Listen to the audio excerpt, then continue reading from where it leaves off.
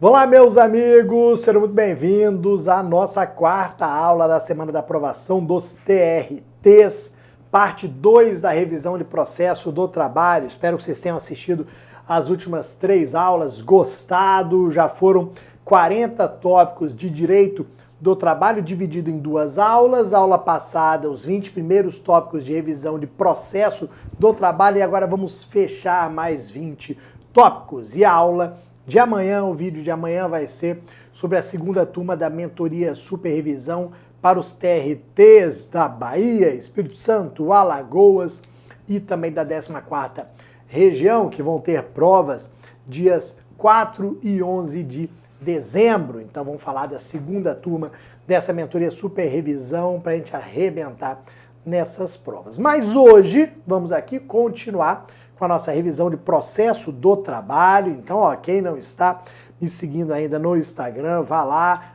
@você no TRT, vídeos diários de direito e processo do trabalho, artigos da CLT, súmulas de OJs do TST, dicas, questões, um monte de conteúdo para vocês de domingo a domingo lá no Você no TRT do Instagram. Nosso primeiro tópico que vamos colocar aqui, ó, falando da nossa revisão de processo do trabalho, tenho aqui, ó, compensação como defesa no processo. Todas as questões de compensação vocês vão responder com esse artigo e essas 2 súmulas do TST. Então, qualquer questão sobre compensação você mata com o artigo 767 da CLT, súmulas 18 e 48 do TST, porque as bancas não fogem disso daqui. Primeiro ponto, artigo 767 da CLT diz que compensação é matéria de defesa. O que significa dizer que é matéria de defesa? Tem que ser alegado, não pode ser reconhecido de ofício. Tem que haver pedido, tem que haver alegação. Mas, Bruno, onde que eu vou alegar? Onde que eu vou requerer a compensação? Aí entra a nossa primeira súmula falando na contestação. Então, a compensação vai ser requerida na contestação. Tá, e eu posso compensar qualquer dívida? Como é que é? Não, eu só posso compensar a dívida trabalhista com dívida trabalhista. Então vejam que o João ajuizou a ação em face da empresa Alfa, requerendo valores decorrentes do vínculo de emprego.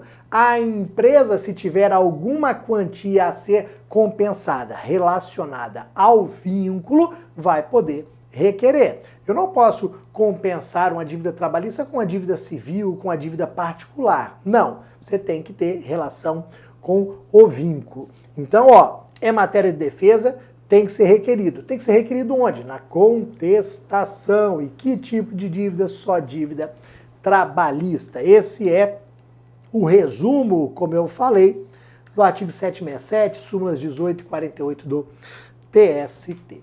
Depois, reconvenção no processo do trabalho. Cabe aplicação subsidiária do artigo 343 do CPC. Nós vamos lembrar que a reconvenção é um contra-ataque.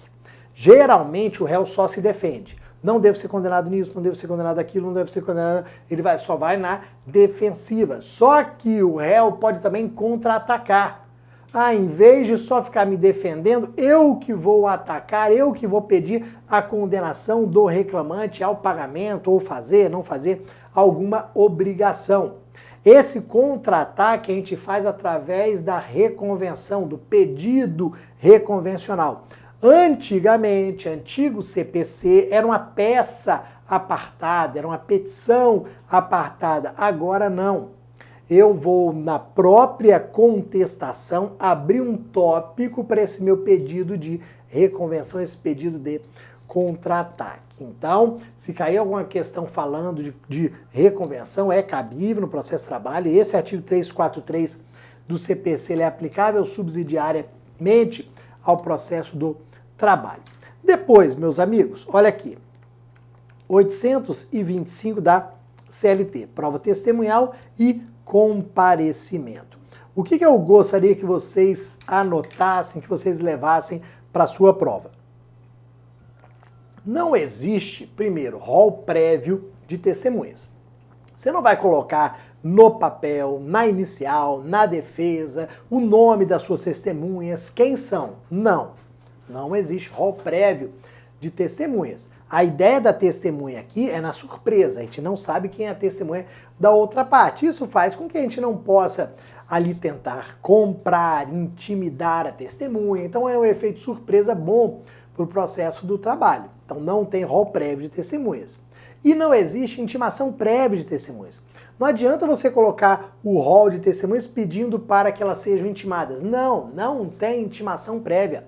O juiz não vai intimar as testemunhas para comparecerem à audiência do dia tal. Nada disso. Por quê? Porque este artigo 825 da CLT diz que o comparecimento é independentemente de intimação, de notificação. Vejam que as testemunhas vão comparecer independentemente de intimação ou notificação. Como que elas vão comparecer? Vou pedir para elas comparecerem. Fulano de tal, você poderia ir no dia tal, às tantas horas, para ser minha testemunha? Ou então eu levo, peço para ir, ó, não interessa. O que interessa é que no dia tal ela esteja lá, faça, preste o seu depoimento, diga a verdade. Só que é óbvio que ela pode não ir. Ela falou para mim que ia, chegou no dia, não compareceu. Feito o pregão, iniciada a audiência, cadê fulano de tal? Minha testemunha não veio. Aí o que eu vou fazer? Aí sim, eu vou requerer ao juiz a intimação dela. Aí sim, eu requeiro ao juiz a intimação da minha testemunha. Se o juiz entender que a prova testemunhal é necessária, ele defere. Se ele entender que a prova não precisa ser produzida, que ele consegue julgar com base nos documentos ou numa perícia feita, ele vai indeferir. Porque a gente sabe que quem manda na produção da prova é o juiz que define, que decide a prova que vai ser produzida. Mas percebam, no primeiro momento não há intimação. Se a testemunha falta, eu requeiro a intimação ao juiz e ele define se vai intimar ou não. Se decidir por intimar, marca uma próxima audiência. Então, a audiência de hoje, o juiz falou, vamos intimar a testemunha para a audiência do dia tal, próxima audiência. Se ela não comparecer, se ela faltar a essa próxima audiência, agora já intimada pelo Poder Judiciário, nós teremos condução coercitiva. Então, caso ela não vá, depois de intimada judicialmente, aí sim nós temos condução coercitiva, ok? Depois, prova pericial obrigatória quando o pedido for de insalubridade e de periculosidade. Prova pericial obrigatória, vamos anotar, artigo 195, parágrafo 2º da CLT. Aqui tem uma grande pegadinha relacionada a esse tema. Vamos lá. Sempre que o pedido for de insalubridade ou de periculosidade, o juiz tem que realizar a prova pericial. Ah, mas ele pode? Não, ele tem que realizar a prova pericial. É obrigatório. O legislador já fixou desde logo a prova pericial como a única capaz de descobrir a verdade, se existe insalubridade, qual é o grau mínimo, médio, máximo, se existe periculosidade ou não. Na visão do legislador, seria a única prova capaz de gerar esta certeza, por isso que ela é obrigatória. Numa questão médica, a perícia ela é recomendável, não é obrigatória. Numa questão contábil, ela é recomendável, não é obrigatória. Agora, falou em insalubridade e periculosidade, obrigatória. Tanto é que, aí vem a grande pegadinha. Vamos lá. Eu pedi a condenação do reclamado ao pagamento de adicional de insalubridade. Ok? Não, o reclamado não compareceu à audiência. Quando o reclamado não comparece à audiência, eu tenho revelia. Ok? Revelia traz a presunção de veracidade dos fatos afirmados na petição inicial. Então, aqueles fatos afirmados por mim na inicial serão presumidamente verdadeiros, serão considerados verdadeiros. Ah, então não precisa fazer prova pericial não, porque a gente já presume que havia insalubridade. Nada disso. Errado. Isso é pegadinha. Tem que fazer perícia mesmo na revelia? Sim.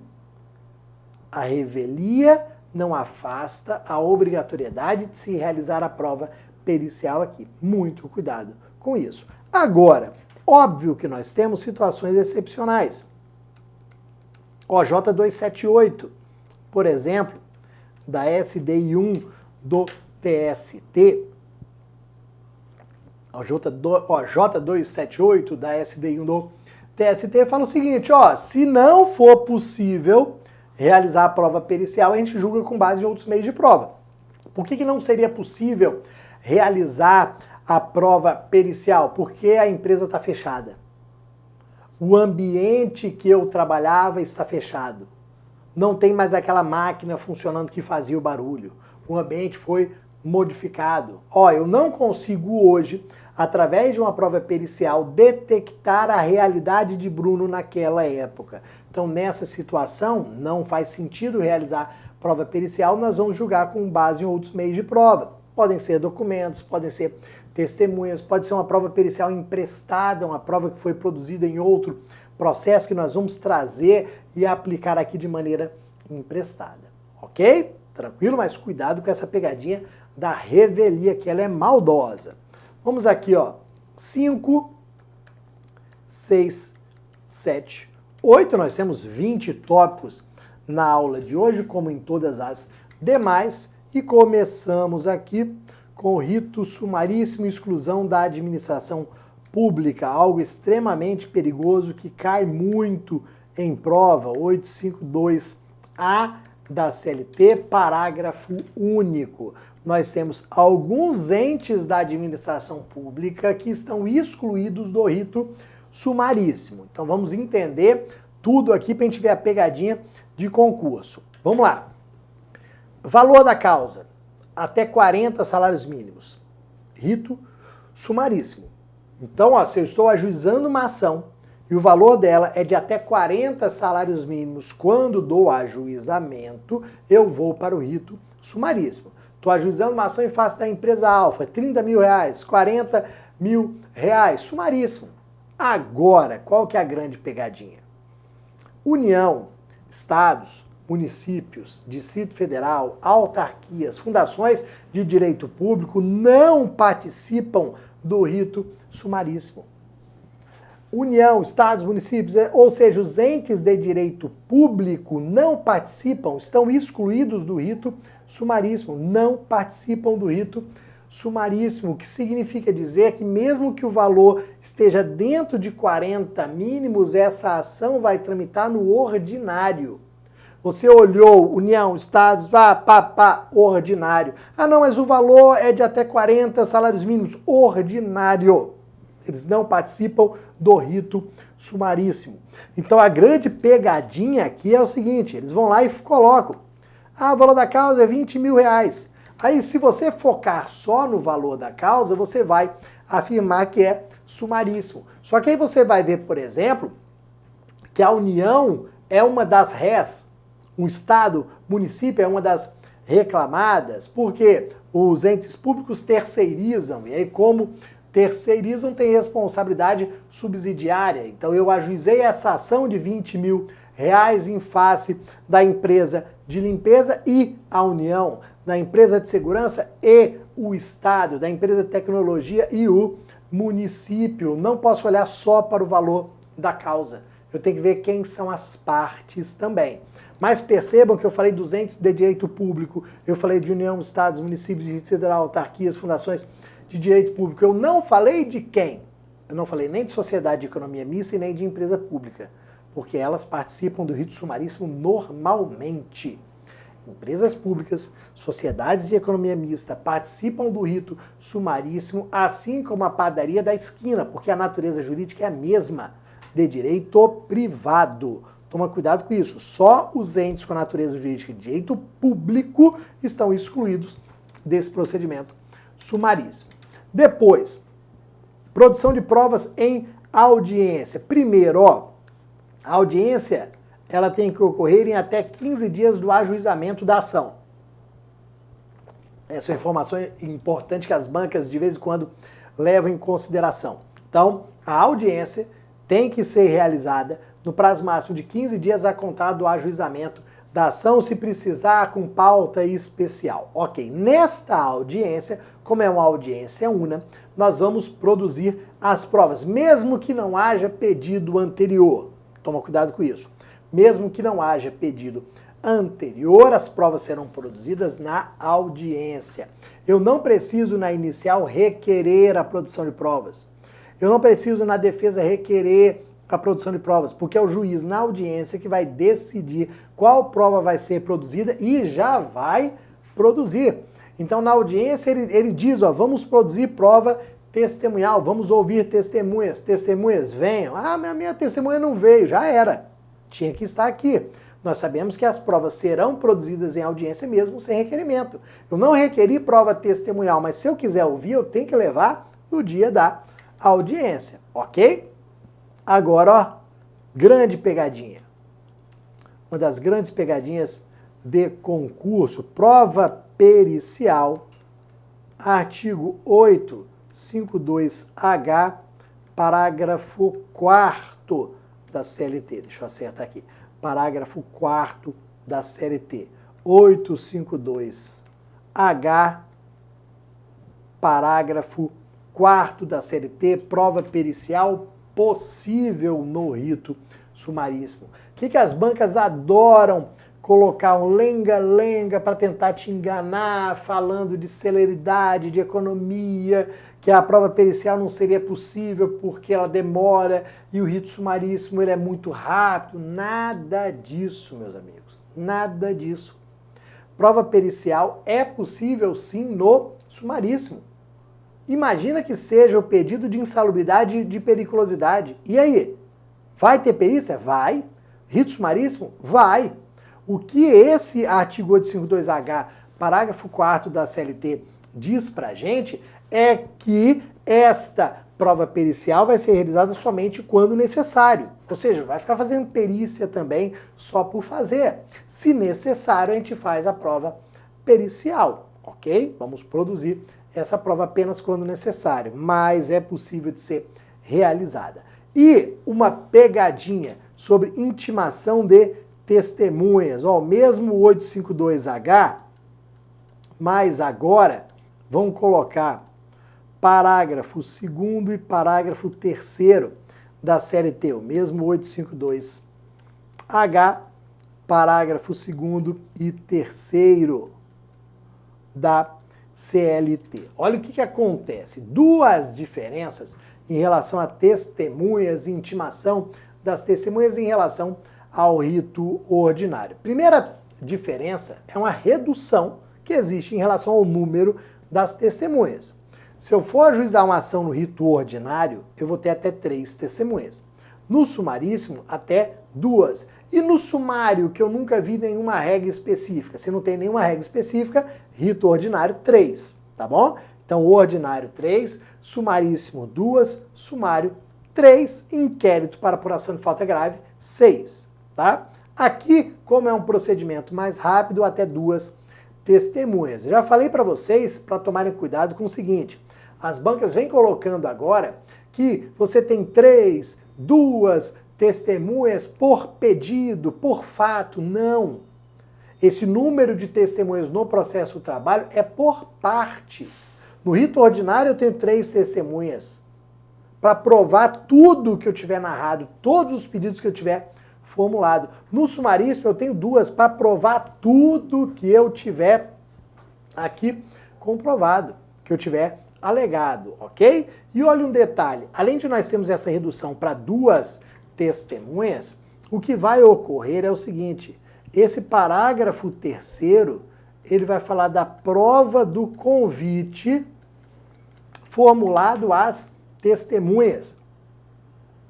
O que é isso? Ó, você lembra que as testemunhas vão comparecer à audiência independentemente de intimação. Não tem rol prévio, não tem intimação prévia, vão levar essas testemunhas. Falei para vocês que se no dia da audiência elas faltarem, nós vamos requerer a intimação. Só que aqui no rito sumaríssimo tem uma pequena diferença.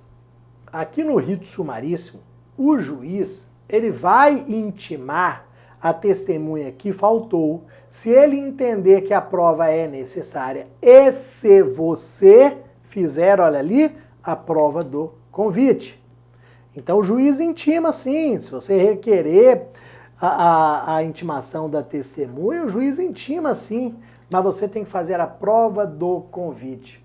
Prove que você convidou aquela testemunha para aqui comparecer, para estar aqui. Prove o convite que o juiz intima. Ah, não tem como provar o convite, não, então infelizmente você vai perder a sua testemunha. Por isso que os advogados mandam carta com AR, mandam e-mail, WhatsApp, leva essa prova no dia da testemunha, no dia da audiência, porque se a testemunha faltar, faz ali aquela prova e consegue a intimação dela, ok? Essa história de prova do convite é apenas no rito sumaríssimo, tá bom? Olha aqui outro ponto importante que chove em prova sobre esse rito sumaríssimo para essas ações de até 40 salários mínimos. Artigo 896, parágrafo 9º, vai trazer algumas restrições em relação ao recurso de revista, quando ele é interposto nesse procedimento. Então vamos pensar o seguinte: eu ajuizei a ação trabalhista na vara do trabalho, da sentença eu interpus recurso ordinário, do acórdão que julgar esse recurso ordinário, eu quero interpor recurso de revista. Como esse recurso de revista ele está sendo interposto no processo do rito sumaríssimo, nós vamos ter algumas restrições em relação às matérias. Eu vou perguntar para vocês assim, o que nós podemos alegar nesse recurso de revista do rito sumaríssimo? Nos termos deste parágrafo 9º, nós só podemos alegar 3 matérias. Então, quando a gente for interpor o recurso de revista no rito sumaríssimo, nós vamos poder aqui alegar 3 matérias apenas. O que eu posso alegar? Posso alegar violação da Constituição Federal, súmula vinculante do Supremo, súmula do TST. Então, houve violação à Constituição Federal, houve violação à súmula vinculante do Supremo, houve violação de súmula do TST. Só isso. Eu posso alegar que houve violação da lei federal? Não. OJ do TST? Não. Só Constituição Federal, súmula vinculante do Supremo, súmula do TST. Nada mais. Existe uma restrição aqui porque a ideia é que esse processo ele termine o mais rápido possível e que ele só venha a subir ao TST se a situação for realmente grave. E na visão do legislador, o que seria grave? Violar a Constituição, violar a súmula vinculante do Supremo e violar a súmula do TST, ok? OJ não, só súmula do TST, como eu falei para vocês, ok? Vamos aqui, 9, 10, 11 e 12. Estamos mais ou menos aqui na metade dos tópicos. Vamos começar a falar sobre recursos, na tela e recorribilidade imediata das decisões interlocutórias. Já volto lá. Esse é um tema importante, porque nós sabemos que as bancas adoram confundir processo civil com processo do trabalho. Banca adora pegar aquela norma lá do processo civil, tentar encaixar no processo do trabalho, para você ficar meio perdido, para você confundir. Então vejam, a nossa regra aqui é que não cabe recurso de decisão interlocutória. Irrecorribilidade imediata. Não existe um recurso para ser interposto de imediato em X dias das decisões interlocutórias, como existe no processo civil. Lá no processo civil, eu tenho agravo de instrumento em 15 dias. Então, lá no processo civil foi deferida, foi analisada e proferida uma decisão interlocutória. Se ela for contrária aos meus interesses, 15 dias agravo de instrumento. Aqui não. Aqui, se for proferida uma decisão interlocutória contrária aos meus interesses, eu vou esperar. Não tenho recurso, eu vou esperar. Ué, Bruno, vai esperar o quê? Vou esperar ser proferida a decisão final. Se a decisão final for desfavorável também, aí eu recorro dela. O que seria a decisão final aqui? A sentença, por exemplo. Então, liminar, contrário aos meus interesses. Respiro fundo, Calma, beleza, vou esperar. Daqui a pouco vem a sentença favorável, ah, que bom, beleza, show de bola. Desfavorável também, vou recorrer da sentença, vou interpor o recurso ordinário, ok? Isso que nós vamos fazer aqui. Claro que existem situações excepcionais, sim. Decisão interlocutória que reconhece incompetência absoluta da Justiça do Trabalho. Cabe RO em 8 dias, é uma exceção. Então, se for reconhecida a incompetência absoluta da Justiça do Trabalho, em 8 dias você vai interpor o recurso ordinário. Outra situação importante para a prova, exceção, julgamento da exceção de incompetência. Então, ó, julgamento da exceção de incompetência. O que nós teremos aqui, ó? Remeteu para a vara do trabalho de outro TRT, vai caber recurso ordinário em 8 dias também. Julgou a exceção de incompetência, mandou para a vara do trabalho de outro TRT, teremos aqui RO em 8 dias. A gente tem que ver se mandou para uma vara do trabalho do mesmo TRT ou de outro. Se mandou para do mesmo TRT, não cabe recurso. Mandou para a vara do trabalho de outro TRT, 8 dias, o recurso ordinário, ok? Vamos lá, ó. Sentença, eu vou interpor RO. Situação básica, normal da sentença, eu vou interpor o RO. Este RO, este recurso, nos termos do artigo 899 da CLT, ele possui efeito meramente devolutivo. O que significa dizer que ele tem efeito meramente devolutivo? Que ele não possui efeito suspensivo. Então, quando eu digo que um recurso possui efeito meramente devolutivo, eu estou falando que ele não possui efeito suspensivo, que eu vou interpor o recurso contra aquela decisão, mas o recurso não vai suspender a decisão já vai produzir efeitos. Então, é uma sentença que te condenou a me pagar 100 mil reais. Você interpôs o recurso ordinário. Eu já vou poder requerer a execução provisória com base na sentença. Uai, mas eu recorri. Como é que você vai requerer a execução provisória se eu estou recorrendo e falando que a sentença ela está errada? Porque provisoriamente ela está certa. Até que o tribunal diga que ela está errada, ela está certa. Então, o recurso que você interpôs não suspende a decisão, só devolve a apreciação daquela matéria ao Poder Judiciário. Isso que é o recurso, o efeito meramente devolutivo. Não tem efeito suspensivo automático, mas pode ser requerido. Eu posso ter pedido de efeito suspensivo? Sim. Súmula 414 do TST. A gente pode requerer a atribuição de efeito suspensivo, vamos requerer que aquele recurso seja excepcionalmente recebido no efeito suspensivo para que a gente não possa iniciar a execução provisória ou não possa a decisão produzir naquele momento nenhum efeito, ok? Súmula 414 do TST permite esta situação. Depois, recurso na desconsideração da personalidade jurídica. Rapaz, isso já caiu em 2022, que você não tem ideia. Desconsideração da personalidade jurídica já caiu só em 2022 umas 3 vezes. Então vamos lá, ó. Artigo 855A da CLT. Desconsideração da personalidade jurídica para atingir os bens dos sócios. Primeiro, é um procedimento em contraditório. Eu tenho que ouvir o sócio para ele apresentar defesa em 15 dias ou manifestação em 15 dias para depois o juiz decidir se desconsidera ou não.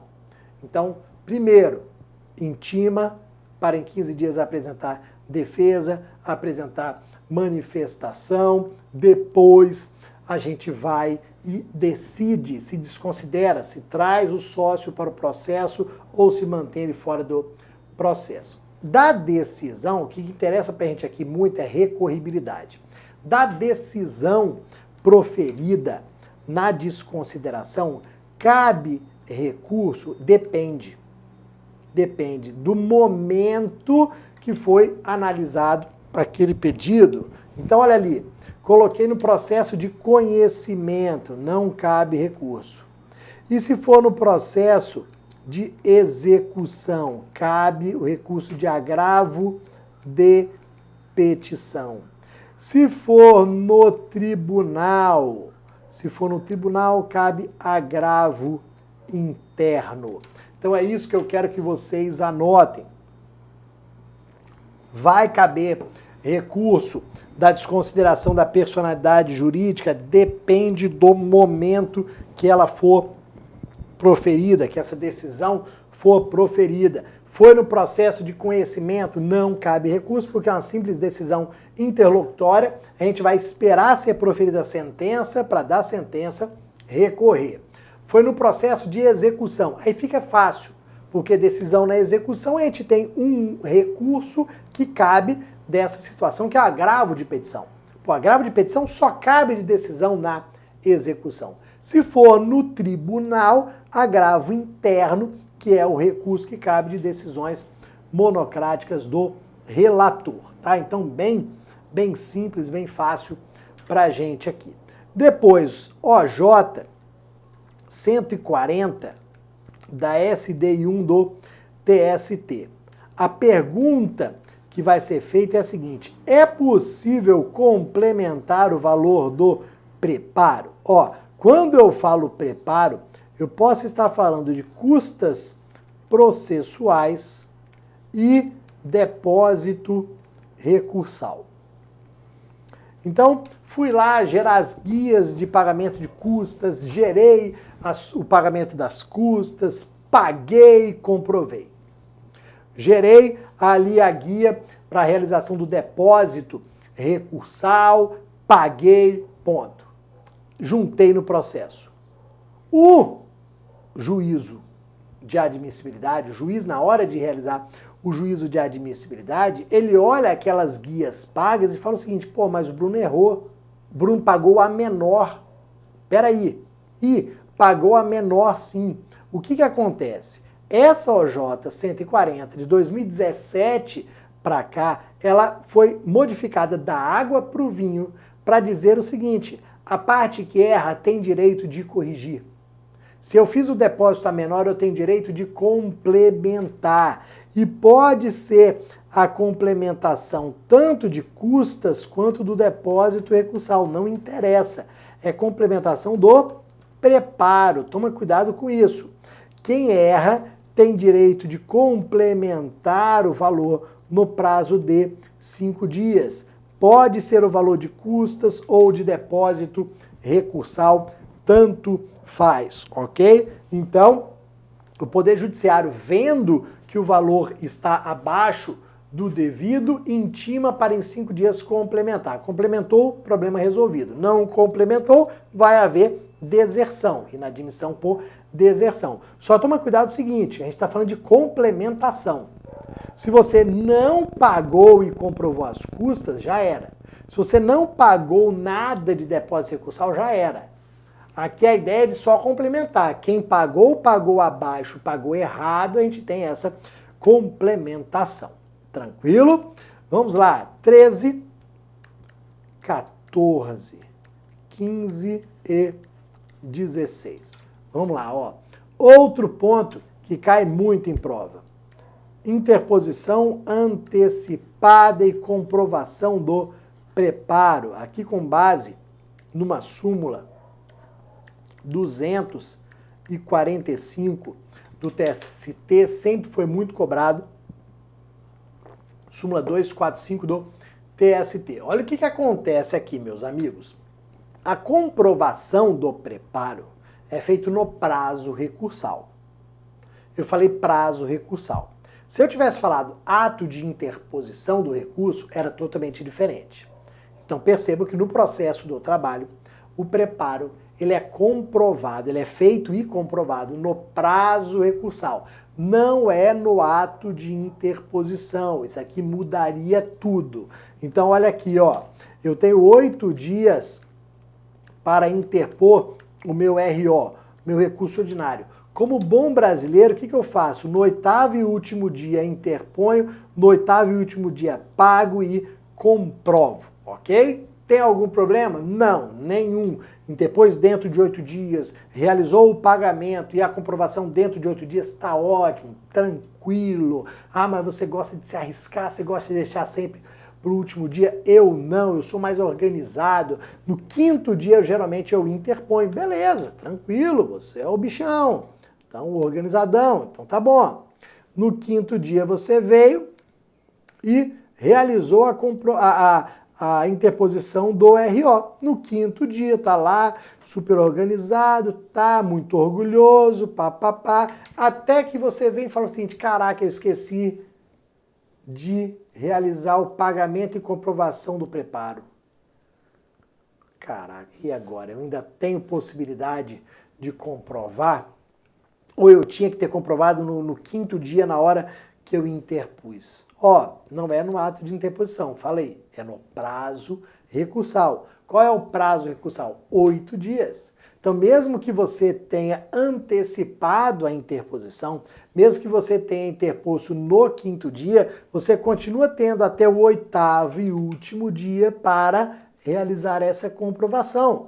Então, você interpôs no 5º dia, você tem até o 8º e último para pagar e comprovar. Essa súmula 245 do TST diz que a interposição antecipada não prejudica a dilação legal, ou seja, não retira de você o prazo para comprovação do preparo. Tá? Por isso que eu já comecei falando, ó, não é no ato de interposição, é no prazo recursal. Se fosse no ato de interposição, interpôs no 5º dia, tinha que estar lá. Interpôs no 3º, já tinha que estar lá. Não, eu posso interpor no 3º, comprovar até o 8º. Interpor no 5º, comprovar até o 8º. Interpor no 1º, comprovar até o 8º, sem problema nenhum, ok? Agora, ó, falei para vocês sobre custas e depósito recursal. Só que tem um monte de questão que traz outros pagamentos como necessários. Então, ó, tem questão e vem e fala: o Bruno foi condenado por litigância de má-fé. A sentença veio e condenou o Bruno por litigância de má-fé, afirmando que o Bruno está utilizando ali expedientes processuais para atrapalhar o trâmite do processo, o Bruno está trazendo fatos inverídicos para o processo, enfim, foi lá por entender que o Bruno é um litigante de má-fé, condenou ao pagamento de multa. Eu tenho que depositar essa multa para recorrer? Não, não há essa necessidade. OJ 419 da ST1 do TST, você não precisa depositar a multa por litigância de má-fé para recorrer, não precisa. Você só vai depositar custas e realizar o depósito recursal, nada mais do que isso. Qualquer outra coisa que as bancas tragam está errado. Estão falando ali multa por litigância de má-fé, não. Caução, não. Garantia, não. A única coisa que você paga para recorrer é o valor das custas fixadas na sentença e depósito recursal se você for um empregador, ok? Empregado não faz pagamento de depósito recursal, só de custas, tá bom? Mas nada além disso, qualquer outra informação vai ser considerada inverídica, tá bom? Depois, falando em depósito recursal, 899, parágrafo 9º e 10º da CLT, 2 parágrafos que foram inseridos pela reforma trabalhista, parágrafo 9º e 10º, vamos falar de isenção e pagamento pela metade do depósito recursal. Ó, para interpor recurso ordinário, às vezes você tem que depositar mais de 12 mil reais. Para interpor recurso de revista, mais de 24 mil reais. Aqui, deixando de forma bem arredondada. É muito valor. Pô, nem todo mundo tem isso. As pequenas empresas não têm 24 mil, 12 mil. Entidade filantrópica também não, entidade sem fins lucrativos também não. Um empregador doméstico não vai ter um dinheiro desse no mês sobrando para ir lá e depositar tranquilamente. Não. É por isso que esses parágrafos 9º e 10º da CLT criaram as regras de isenção e pagamento pela metade. O que nós temos importante aqui? Isenção, meus amigos, entidades filantrópicas. Entidades filantrópicas. E aí vocês vão ver a pegadinha que as bancas podem criar aqui. Entidades filantrópicas, isenção. Pagamento pela metade, entidades sem fins lucrativos. Uai, não é a mesma coisa? Não. Não é a mesma coisa. Entidades filantrópicas isentas, entidades sem fins lucrativos, metade. Nem toda entidade ou instituição sem fins lucrativos é qualificado como filantrópica. Não, são coisas realmente distintas, ok? Então toma cuidado com essa pegadinha. Fora que metade, quem realiza o depósito a metade, ó, empregadores domésticos, micro e pequenas empresas, MEI, né, o microempreendedor individual, essa galera que não tem ali por presunção condição financeira vai efetuar o pagamento a metade, tá bom? Então cuidado com essas informações, vale a pena dar uma lida nesses dois parágrafos 9º e 10º do 899 que foram inseridos pela reforma trabalhista. Depois, meus amigos, pegadinha aqui, grande pegadinha, tem muita gente que vacila ainda nisso daqui, ó. Cabimento de RO de acórdão, cabimento de RO de acórdão do TRT. Qual que é o grande problema aqui, meus amigos? Quando eu falo cabimento de RO, 90% das vezes a gente liga a quê? Sentença.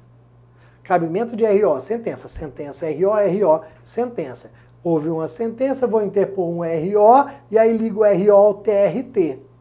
Então, é normal. Sentença, vou interpor RO, quem vai julgar é o TRT. Só que essa é uma hipótese de cabimento do RO. Claro que é a mais comum do dia a dia, a mais importante, mas é uma hipótese de cabimento apenas. A outra hipótese prevista em lei, que parece pegadinha, obviamente é que mais cai. Dificilmente a gente tem uma questão ali falando de RO de sentença. A gente geralmente tem, situações de cabimento de RO de acórdão do TRT, que é a hipótese de cabimento que está na 895, inciso 2º da CLT. O RO vai ser interposto de acórdão do TRT? Sim. Em que hipótese? Olha aqui, nós temos ações de competência originária do TRT, ou seja, que não passam, que não começam na vara do trabalho. Existem ações que nós chamamos de competência originária do TRT que já começam perante o Tribunal Regional do Trabalho, não passam na vara do trabalho. Exemplo, vou colocar duas súmulas que são as mais importantes aqui. Súmulas 158 e 201 do TST. Exemplo aqui, mandado de segurança, rescisória, outro. São as duas ações que estão nessas súmulas 158 e 201. Vamos lá. Mandado de segurança que foi impetrado direto perante o TRT. Uma ação rescisória que foi ajuizada diretamente perante o TRT, que não passou pela vara do trabalho. Ela vai ser decidida pelo TRT. O TRT vai proferir um acórdão julgando esse mandado de segurança, essa rescisória. E você, vai interpor RO para o TRT, para o TST. Você vai interpor um RO para o TST. É assim que funciona. O processo começou no TRT, você interpõe recurso ordinário para o TST. Cuidado, porque a gente tem também a mania de vincular TST a recurso de revista. Ah, recurso para o TST, recurso de revista. Não apenas, não. Claro que é o principal recurso julgado pelo TST, sim, mas não é o único.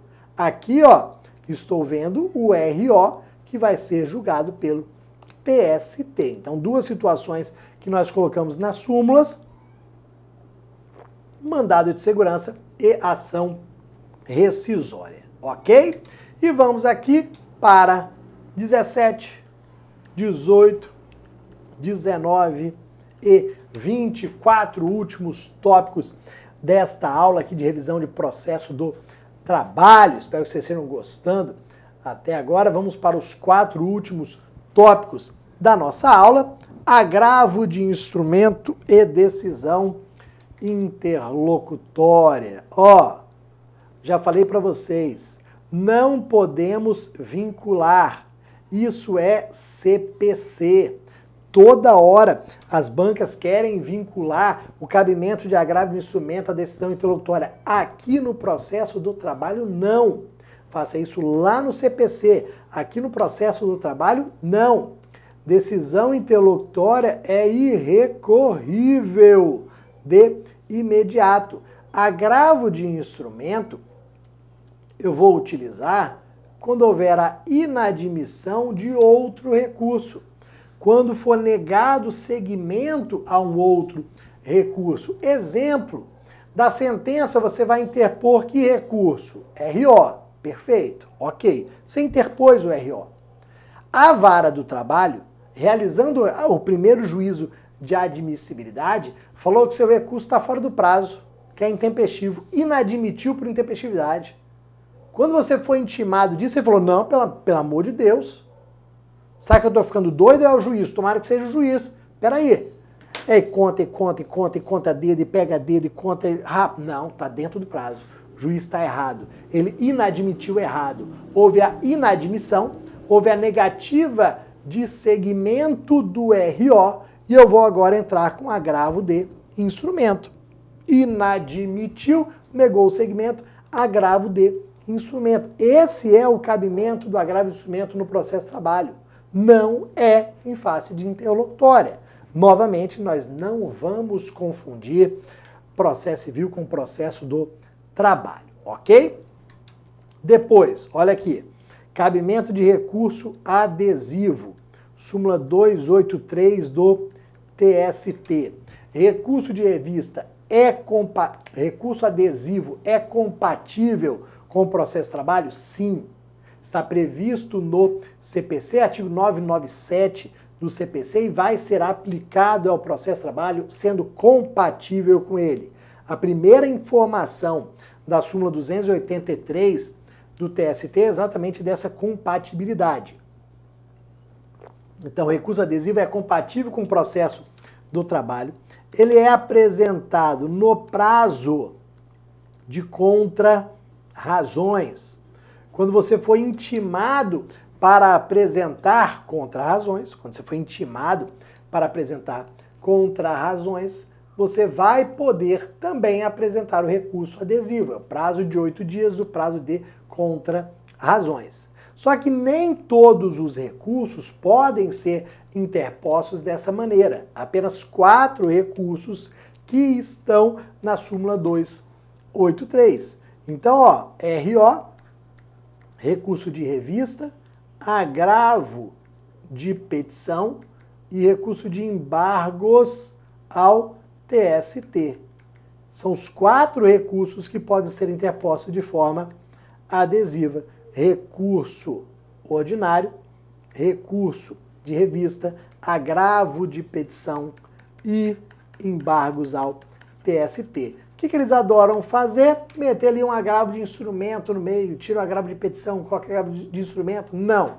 Somente esses 4 recursos podem ser interpostos de forma adesiva no prazo de contra-razões, que é o prazo de 8 dias. E a última informação importante: a matéria que eu estou discutindo no recurso adesivo não precisa ser a mesma do recurso principal. Não, o recurso principal que foi interposto pela parte contrária está falando de danos materiais.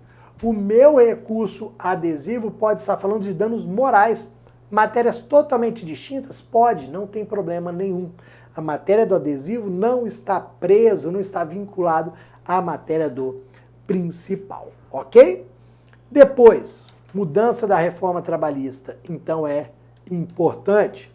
Liquidação por cálculos. Vamos colocar na liquidação por cálculos, artigo 879, parágrafo 2º e 3º da CLT. Olha o que acontece. Manifestação das partes e da União. Intimação obrigatória para manifestação. Então, vejam, primeira mudança que nós tivemos no parágrafo 2º.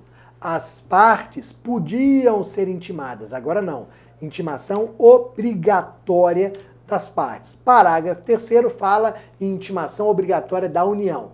Então, o juiz recebeu o cálculo. Obrigatoriamente tem que intimar a parte contrária para apresentar aqui manifestação.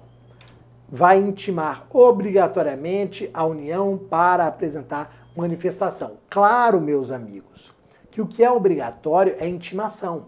Eu tenho que intimar a parte contrária obrigatoriamente. Mas óbvio que eu não tenho aqui uma manifestação obrigatória. Apresentar a manifestação não é obrigatório. O que é obrigatório é o juiz intimar a parte e a União. E aqui outro ponto importante. As duas, parte e União, vão poder se manifestar, mas os prazos são diferentes. Partes têm prazo de 8 dias para manifestação. União, 10 dias para manifestação. Então, a manifestação das partes em 8 dias, manifestação da União em 10 dias. Se elas não apresentarem essa manifestação, o que vai ocorrer para as duas? Preclusão. Se parte, se União não apresentarem manifestação, preclusão. O que significa dizer que eles perderam a única chance de apresentar impugnação aos cálculos, de demonstrar erros, vícios nos cálculos. Nunca mais no processo a gente vai poder ter discussão sobre cálculo. Toda hora que a parte que não apresentou manifestação quiser falar de cálculo, o juiz vai falar, não, você não pode mais falar sobre cálculos porque você não apresentou a manifestação lá na liquidação, no prazo de 8 dias você parte, o prazo de 10 dias você União. Então não apresentou, preclusão, perde a possibilidade de discutir cálculos no processo. Depois, início de ofício da execução e jus postulante, outro tema alterado pela reforma trabalhista, outro dispositivo alterado aqui pela reforma 878 da CLT. Olha o que acontece, meus amigos. Antes da reforma trabalhista, transitava em julgado uma decisão, o juiz fazia o quê? Cite-se o devedor para pagar direto. Alguém tinha requerido? Não. O juiz fazia de ofício, sem requerimento, direto. Transitou em julgado, vamos determinar aqui é o devedor que pague para daqui a pouco encerrar esse processo. Acabou. A execução era iniciada de ofício em qualquer hipótese. Agora não. Agora esse início de ofício do processo de execução, ele está vinculado ao exercício do jus postulante. O que significa isso? Falando da forma mais simples possível, o juiz só vai iniciar de ofício o processo de execução se a parte não tiver advogado. Então o juiz olhou, transitou em julgado, ok. A parte tem advogado? Não, não tem advogado, está com o jus postulante. Então eu, juiz, vou determinar o início do processo de execução. Ela não pediu, mas eu vou determinar o início do processo de execução. Porque não tem advogado, é uma forma de a gente proteger essa pessoa.